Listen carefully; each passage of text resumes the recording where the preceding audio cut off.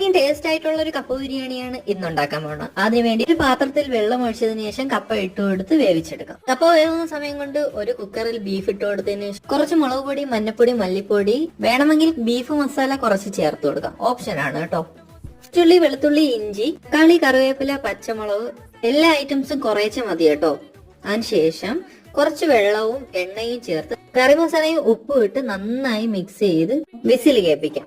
വേവിക്കാൻ വെച്ചിരുന്ന കിഴങ്ങ് 2 വെള്ളം ഊറ്റിയെടുത്ത് ഇതിലേക്ക് ഒരു ബൗളിൽ മഞ്ഞപ്പൊടിയും ഉപ്പും വെള്ളവും ചേർത്ത് ഇതിലേക്ക് ഒഴിച്ചു കൊടുക്കാം. അതിനുശേഷം ഒരു പാത്രത്തിൽ എണ്ണ ഒഴിച്ച് കറി മസാലകൾ ഇട്ട് കൊടുത്ത് ഒന്ന് മൂത്ത് വരുമ്പോൾ അതിലേക്ക് ഇഞ്ചി, വെളുത്തുള്ളിയും, സവാളയും, പച്ചമുളകും, കറിവേപ്പിലയും ചേർത്ത് അധികം വേവുന്നതിന് മുന്നേ നമ്മൾ വേവിച്ച് മാറ്റി വെച്ചിരിക്കുന്ന ബീഫ് ഇതിലേക്ക് ചേർത്ത് കൊടുക്കാം.